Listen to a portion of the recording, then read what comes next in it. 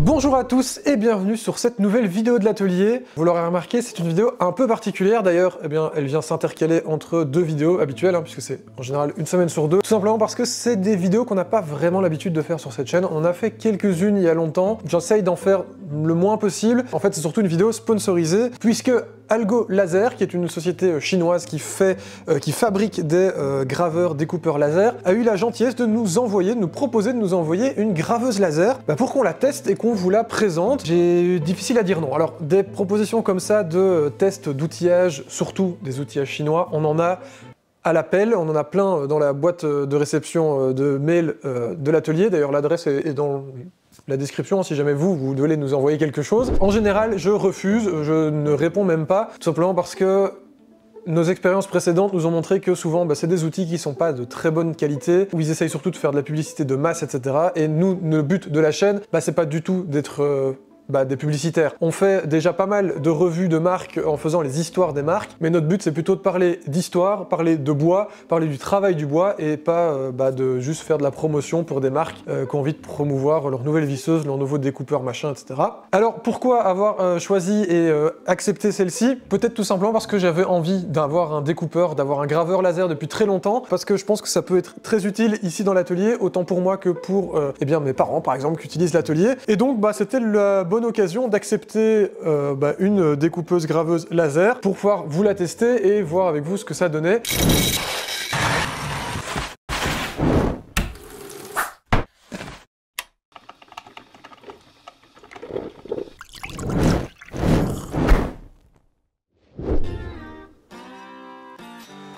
Bon, voilà la bête. Alors, j'étais hyper étonné de la taille du carton. Finalement, c'est pas... je pensais qu'elle allait être plus grande, mais en fait, elle est en pièces, elle est démontée à l'intérieur du carton. Par contre, il n'était pas plus suremballé que ça. J'espère vraiment que ça a résisté au transport via le livreur. Normalement, tout est dans la boîte. On va pouvoir la monter et directement l'utiliser. C'est plug and play, je dirais, en quelque sorte. Il suffit d'avoir une clé USB avec votre fichier à plusieurs formats, ça on va en reparler dès qu'on aura ouvert la boîte, et vous branchez votre clé USB et vous êtes parti pour graver, pour découper, enfin faire tout directement. Donc là, on va ouvrir cette boîte et voir un petit peu ce qu'il y a dedans. Alors, j'ai déjà un peu triché, j'ai déjà ouvert la boîte, parce que pour tout vous dire, ça fait déjà quelques semaines, voire presque quelques mois qu'on a la bête. Ouverture, directement au-dessus, on voit déjà qu'on a une belle mousse qui protège bien. Enfin, franchement, c'est pas un machin en plastique dur ou une vieille mousse expansée, on a une belle mousse bien épaisse, donc je pense que c'est bien protégé. On a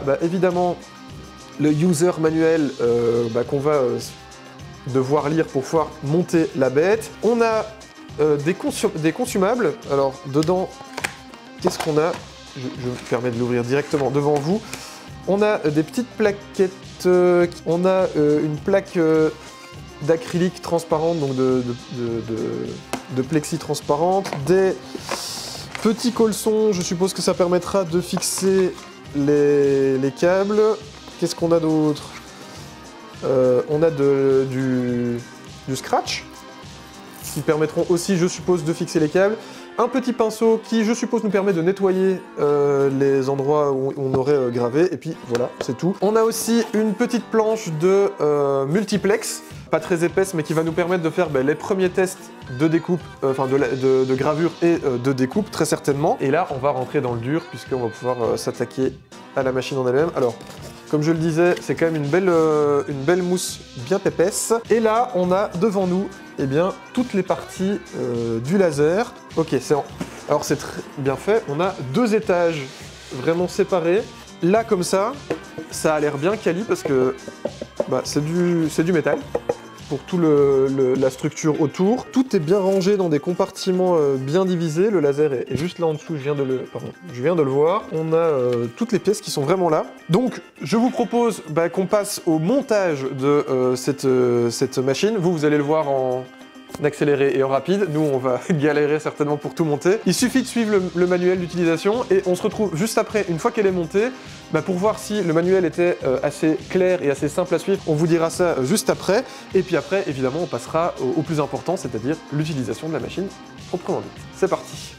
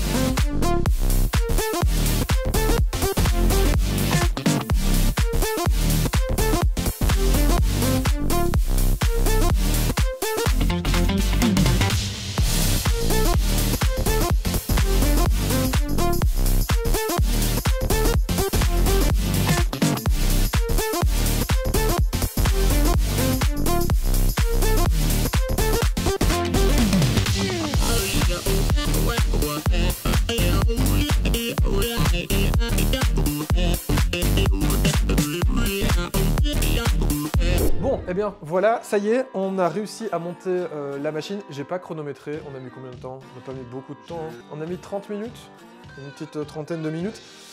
Je pense qu'il y a moyen de la monter tout seul, à deux pour certaines pièces, c'est quand même pratique, surtout pour l'axe principal. Mais pour le reste, franchement, ça se monte tout seul. Toutes les petites vis et tous les outils étaient dans une très chouette petite boîte, qui peut même resservir après pour garder des pièces et tout. Je veux dire, le packaging est vraiment bien fait. On a un truc, voilà, c'est vraiment une petite boîte en plastique. Tout est bien séparé dans des espaces différents. Il faut avouer qu'il y a certaines images qui sont pas toujours très claires. Si on comprend pas bien l'anglais, parfois on peut être un peu interrogatif, faut parfois aller aux pages suivantes pour voir quoi brancher où, et les couleurs de câbles sont pas toujours les bonnes. Donc voilà. Après par contre, les câbles noirs vont sur les câbles noirs, les câbles blancs vont sur les blancs, les jaunes vont sur les jaunes, enfin si vous avez un minimum de logique de construction, normalement ça marche. Après, je vous dis ça, on l'a pas encore allumé, donc je sais pas si on a tout branché correctement. En tout cas, tout est monté. Ce à quoi je m'attendais pas, c'est qu'il n'y a pas de... je veux dire, il n'y a pas de support en dessous, donc c'est vraiment à même la table que ça va graver ou à même le sol. Donc il faut espérer que votre table, que votre support soit bien plane, bien lisse. On va voir ici si ça marche parce que je sais que la table creuse un peu. Donc on va voir si le focus se fait correctement et si ça marche correctement. On va pouvoir se lancer sur directement le test de gravure puisque c'est easy to use comme un téléphone. Normalement la machine a une mémoire interne, donc vous allez pouvoir lui mettre directement dedans des choses, des images que vous voulez graver. Elle a une entrée USB, donc vous allez pouvoir y mettre directement une clé USB avec des images en JPEG, en PNG, en SVG, enfin quasiment tous les formats d'images que vous voulez. Et directement tout faire via l'écran qu'on va vous montrer juste après, qui est de ce côté-ci, qui a un écran tactile qui permet de gérer entièrement la machine. Donc on va voir ça ensemble maintenant, si c'est vraiment gérable comme ça, sans rien y connaître, parce que pour tout vous dire, moi j'ai jamais utilisé de graveuse laser, donc j'y connais rien du tout. Quentin n'y connaît pas grand chose non plus. J'ai à peine vu quelques petits tutos sur internet, donc on va essayer de se lancer là-dedans et on va voir ensemble si on peut le faire ou pas, si c'est si easy to use ou pas. C'est bon, c'est parti.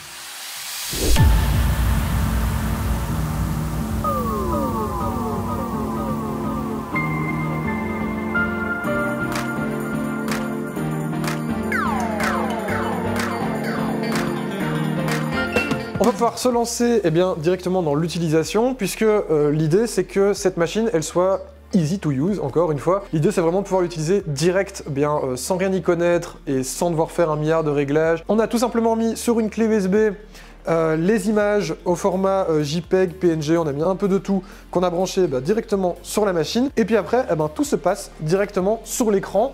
Donc vous le voyez, on a bien un USB qui est branché. Il y a une carte SD, en fait, c'est une carte SD qui est déjà dans la machine et sur lequel il y a déjà des images qui sont prévues pour l'utilisation. Donc si vous n'avez rien du tout, vous pouvez directement graver. Nous ici, on va tout simplement appuyer sur gravure, sélectionner notre disque USB. Ensuite, on a toute la liste de nos images qui sont disponibles. Si vous cliquez sur l'image, on la voit directement apparaître et là vous pouvez naviguer dedans. Donc c'est vraiment très très simple, hein. On les connaît, un petit big up à Bois Local. Ici, on va prendre notre logo de l'atelier tout simplement. On appuie sur gravure. Là, vous arrivez sur le panneau avec quelques informations à remplir, tout simplement. Donc, quel matériau vous allez graver. Ici, on va rester sur du contreplaqué, qui est la planche de test. On pourra tester évidemment d'autres matériaux par la suite. On vous dira un petit peu ce que ça donne. La qualité, là, évidemment, nous, on va rester sur élevé. Hein, c'est une bonne moyenne, je pense. La puissance, on va rester à 100%. Là, encore une fois, vraiment, je vous dis, on l'utilise comme si on n'avait jamais utilisé ce genre de machine. L'important aussi, c'est la dimension. Donc ici, c'est 5 cm sur 12 cm. Traitement. Là, l'écran vous dit tout ce qu'il faut faire. La mise au point, donc c'est régler la mise au point du laser. Ça, on l'a déjà fait en amont. Ça se fait très simplement. L'étape suivante, c'est de mettre l'origine du laser. Là, on peut lui demander de retourner tout seul à son point d'origine. Voilà. On met l'étape suivante, lui demander 2 passages. Normalement, ça lui permettra d'être plus précis. Ce qu'il y a, c'est que par contre, il ne faut pas que la planche bouge lors des différents passages, parce que sinon, évidemment, ce sera plus accurate. Et ensuite, le bouton tout simple, on appuie sur gravure. Et là, la machine se lance d'elle-même.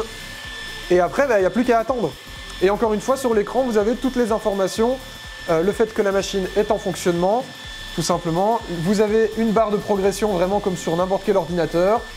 Et là, on va attendre que ça grave et on verra le résultat après, voir si en n'y connaissant rien du tout, on a réussi à graver quelque chose ou pas. C'est parti.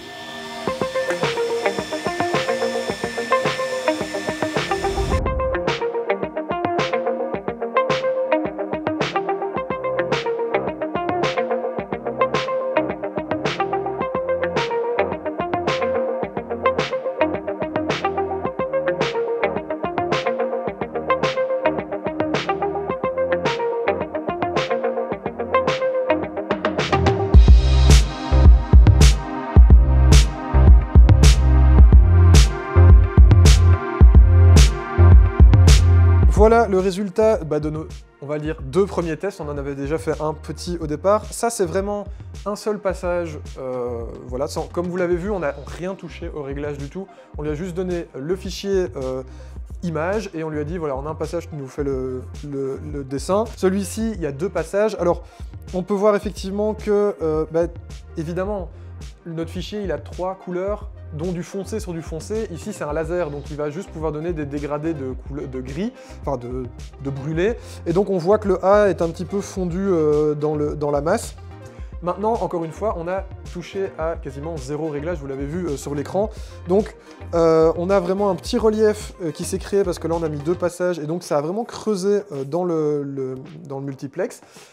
Franchement, la qualité est vraiment top pour une machine aussi facile à utiliser, je dirais. Maintenant, évidemment, c'est à voir au niveau du nombre de passages, de la vitesse d'exécution aussi, du type de fichier que vous allez mettre dedans. Ici, c'est peut-être pas les logos les plus adaptés pour ce genre de gravure.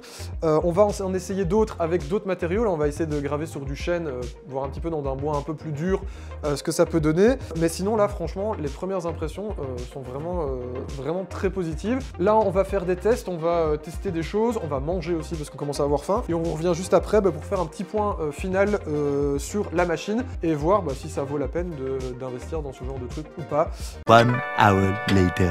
On a fait du test sur un plexi, enfin sur de l'acrylique qui était donné avec la machine. On a fait un petit dessin d'ailleurs qui vient de la machine en elle-même, en un seul passage aussi, très rapide, très facile. Et on a essayé le petit logo de AllView, dont les liens sont dans la description, n'hésitez pas. C'est la boîte de prod de notre cher Quentin qui est derrière la caméra, qu'on a fait directement sur du chêne massif, donc comme quoi ça grave même dans du chêne, et ça a vraiment gravé, je veux dire, il y a une épaisseur qui a été prise, et on l'a fait en un seul passage, je pense, 2 passages. Ah oui, ça va, on est passé 2 fois, mais vraiment ça a gravé dedans, sachant que c'est du chêne qu'on n'avait pas du tout surfacé, rien, donc il y a moyen vraiment de faire des trucs très sympas. Voilà pour le test en tant que tel du laser. On se retrouve tout de suite derrière le bar pour la suite, des explications.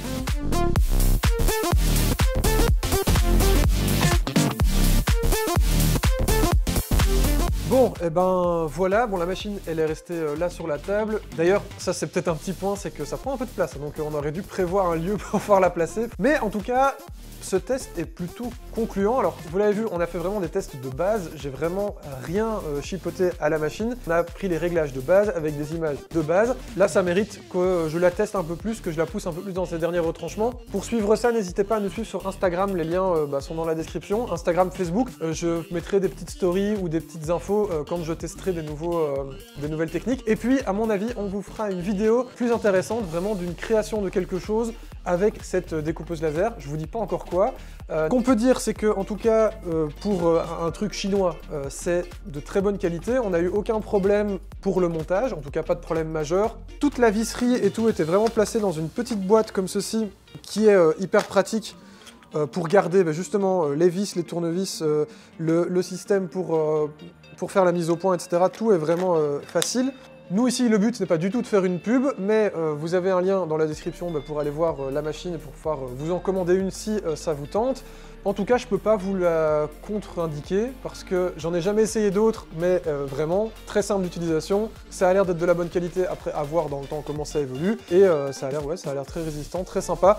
En tout cas, on va faire plein d'autres tests et voilà, n'hésitez pas à nous suivre sur les réseaux pour voir un petit peu comment ça se passe par la suite. Merci d'avoir regardé cette petite vidéo. On se retrouve la semaine prochaine avec une vidéo plus normale, plus traditionnelle pour la chaîne. Et puis, je vous dis tout simplement tchuss les ateliers.